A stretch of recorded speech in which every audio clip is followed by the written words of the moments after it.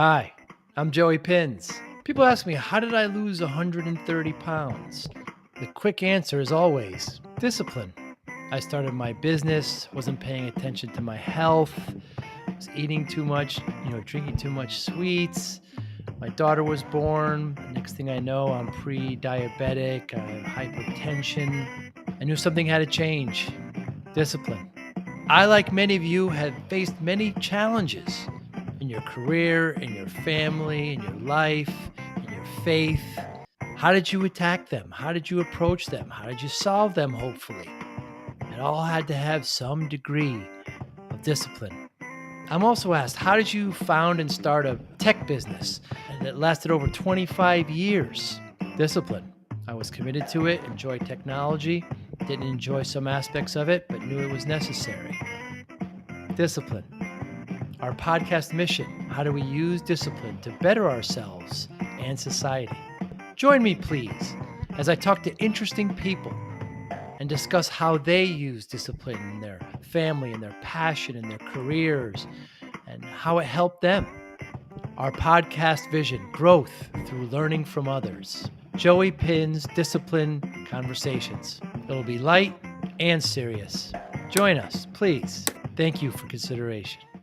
Jacobs, morning. Morning. Good to be here, Joe. Yeah, great to see you. What are some of your goals this week for MSPs at ConnectWise Secure? We always want to help more people experience service magic. Death of the ticket, that's why we're dressed up as pirates right now, So tickets are no way to treat somebody. And we want less people to be treated with a ticket. We want people to be served, right? MSPs want to provide magical service, but the ticket stops that from happening. So we're here to let people know that there's a different way to do it. And what should MSPs be doing this week? What's your mission for MSPs? What should be some of their goals? Sure. Well, obviously it's a security conference, Yeah. and we don't brand ourselves as a huge security product. But I do think, there is a big conversation around how do you communicate securely. You see things like end-user verification is becoming a bigger topic. You're seeing different vendors start to have features around end-user verification. Chat is one of the most secure ways to communicate. Interesting. Especially if that end user is already authenticated in Microsoft Teams or Slack. You know it's that user, right? You trust Microsoft's authentication. So it's a really secure way to communicate. Yeah, but all too often, I chat quite often. I never really think about the security implications. Yeah. When someone calls you on the phone, there's all types of sessions around AI, impersonating people, and do you know if that's really them? When you're chatting with somebody, if you get a text, not super secure, right? You really don't know who's on the other end of that line. But if someone messages you in your company's Teams environment, very likely that it's that person, like almost 100%, right? How should vendors better work with MSPs? Everyone talks about thought leadership. I think that's like the popular answer, and I think it's the right answer. But what does that actually look like? Like, how do you go to an event that you paid money to be here? You're spending time, like you need an ROI on it, but at the same time, not just shove your product and your features down someone's throat. I think one advantage all vendors have is they talk to more MSPs than the MSPs do. And there's a lot of value you can pull out of that. Like saying, hey, we talked about this topic a lot. When I talk to other MSPs, these are the questions they have, or this is how they think about it. Or like we talk about automated dispatch a lot. A question that comes up in conversation is, how do other MSPs handle dispatchers? Do they have a better ratio? Do they have dispatchers at all? I don't help people hire dispatchers. And I've never done dispatch myself, but I have more insight into what service desk looks like with dispatch than most people do. Very interesting. Every vendor should have insight like that. They right? should, because they should better understand. Sometimes there's a little discrepancy where the vendors kind of feel that the end user, the SMB, is their client when it's really the MSP. But you don't have to worry about that. You have a good background in that. You understand the relationship. Sure. We also are not a sell-through product. Right. So that's a totally different complexity when you're working with the MSP to do sell-through. Honestly, it's exciting. I would like for us to do that at some point, but that's just not how we approach it. We think we bring the most value to the MSP by working directly with them, allowing them to handle that end user piece. But exactly along the lines you're saying, like MSPs need help, and that's why there's a lot of peer groups out there. right? MSPs are trying to get this insight from other MSPs, and peer groups are really awesome. Again, just a place that I think vendors can provide a lot of insight. So we're at ConnectWise Secure, and it is a security conference. They announced some great new products on Monday at the keynote. But your product isn't necessarily in the security area, but it is a secure product. Yeah, that's right. I think over the next 6 months, we will start to talk about security more. We probably will do end user verification. That's kind of a no-brainer. Um, Again, chat is super secure, but really, we just want to be around the right people that we can work with. And IT Nation of any kind, whether it's Secure, Connect, Evolve, we want to be a part of working with the right partners. And working with ConnectWise, you're the current Pitch It champions, right? And a whole new class is coming this year. And do you have any advice for the current Pitch It attendees? Or Yeah, absolutely. I actually got to kick off this year's cohort on the first session, and kind of just talking about advice and stuff. And yeah, I give Sean a hard time, and I like to joke that like Pitch It shouldn't be called Pitch It. It should be something more inclusive of the accelerator program. It ends with a pitch.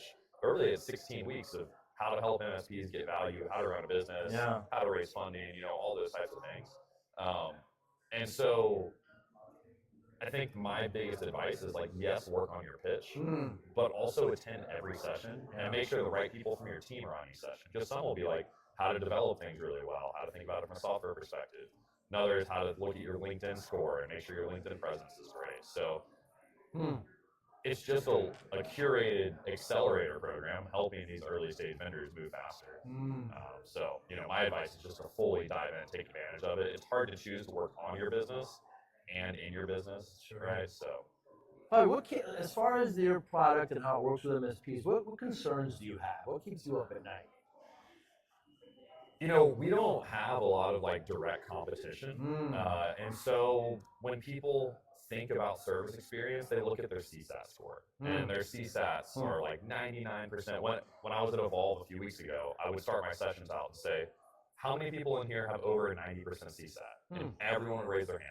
And then I'd say, who in here has lost a customer because of your experience? And almost everyone raised their hand.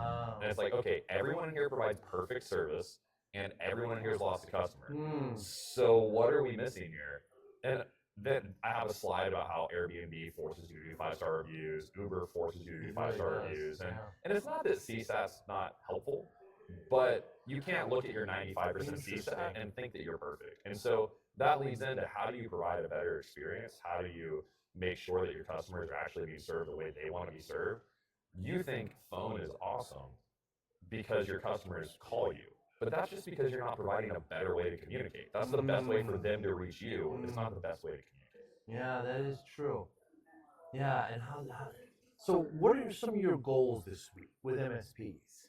Got a great booth here. I see you interacting with them. There's over 1,200 attendees here. We always have new features coming out. So like when our partners come by the booth, it's exciting to be able to show them. And then a lot of times the people that come by the booth aren't the people actually using the tool every day. So to let the CEO know, like, hey, we have this new portal for your dispatchers to work. It's really awesome. Make sure your team's using it, or being able to work with more MSPs is always a big part of it. But I think when we're here, being able to strategically partner with the right peer groups, or whether it's groups like Lyra or New Charter, being able to do things at a strategic level where we can work with a group like Lyra and give their partners discounts or specific peer groups. And it's a lot of times just hard to make those conversations happen when you're remote and get the right people's time. Being at something like this, you just run into those people and you walk away with all types of programs and integrations and things that happen because you were in the same room, right? It's true. The vendors can do a lot of collaboration as well. How should the MSPs be challenging these vendors when they come up to you? What should they be asking? Yeah, at a security show, you should always ask about security things. I think, Kyle from Huntress does an incredible presentation on how you should be challenging your vendors, and to the point where like people in the room are almost crying about how much he's like, challenge your vendors to be the best they can be. And so, asking at a baseline about their security practices, if you're not doing a security forum, the AI conversation in security is a big thing. I think knowing the right questions to ask is important. People want to say, hey, are you reprocessing data? but I don't think everyone knows what the answer they should be looking for is. For us, we use OpenAI. So using Azure OpenAI service, those words mean that we're not letting OpenAI reprocess the data. Interesting. If you're using different large language models, there's different answers you should want to hear. And so knowing that helps you evaluate those vendors better. Very good, very good. We learned a lot about you, Bobby, when you're on the podcast. It was great. But what's something about you that people would be surprised or interested to hear about? Yeah, we did talk about some fun things on the podcast. We talked about how I do some stuff with Houston Welcomes Refugees. Yes. That was a lot of fun. I'm trying to think of something that they might not know.